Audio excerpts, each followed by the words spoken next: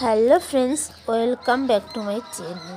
Friends, তোমরা সকলে কেমন আছো? আশা রাখছি খুব ভালো আছো। আবারও চলে আসলাম একটা নতুন ভিডিও নিয়ে তোমাদের সাথে শেয়ার করতে। তো চলো, তোমরা সকলে কিন্তু ভিডিওটা স্কিপ না করে দেখে যাবে। ভিডিওটাতে তোমরা অনেক কিছু দেখতে পাবে, অনেক কিছু জানতেও পারবে। তো এখন কিন্তু গরম পড়ে গেছে, সেক্ষেত্রে কিন্তু সকলে কিন্তু ভ্যাকসিনটা করাবে। তো যারা ভ্যাকসিন পার্লারে গিয়ে না করাতে চাও, নিজেরাই করতে চাও বাড়িতে, অবশ্যই কিন্তু তোমরা করতে পারবে।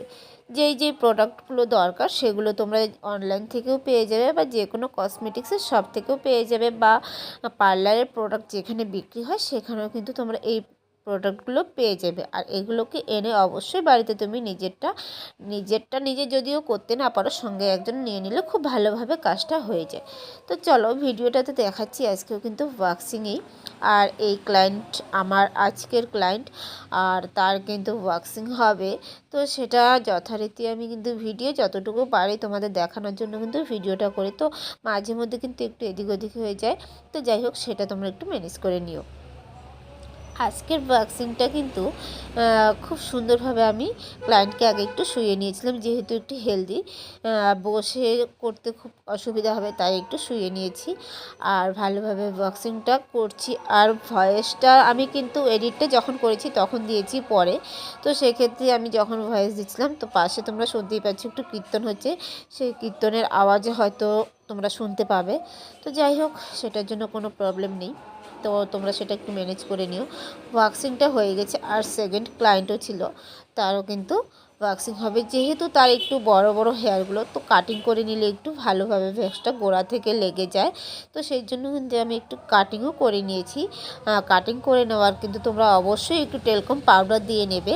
আর তার আগে আমি একটা কথা বলবো, যদি মানে ঘেমে যায় বা গন্ধ হয়, তাহলে কিন্তু তোমরা খুব ভালোভাবে আন্ডার আর্মসটাকে ক্লিন করে নেবে। সেটা ওয়েট টিস্যু দিয়েই হোক বা জল দিয়েই হোক, তোমরা খুব ভালোভাবে ক্লিন করে নিয়ে শুকনো টাওয়াল বা টিস্যু বলো বা তুলো বলো, একটু ভালোভাবে মুছে নেবে। তারপর কিন্তু টেলকম পাউডার ইউজ করে তোমরা যে ভ্যাক্স দিয়ে করো না কেন, সেই ভ্যাক্সটাকে খুব ভালোভাবে লাগাবে। আর হ্যাঁ, অবশ্যই এই জিনিসটা মাথায় রাখবে, যদি অনেকটাই বেশি লম্বা হেয়ার হয় তাহলে একটু কাটিং করে নিলে তোমার প্রোডাক্টটাও একটু কম লাগবে। আর যেখানটায় তুমি লাগাবে সেই জায়গায় কিন্তু গোড়া থেকে খুব ভালোভাবে লাগবে, আর তাহলে কিন্তু খুব ভালোভাবে পরিষ্কার হবে।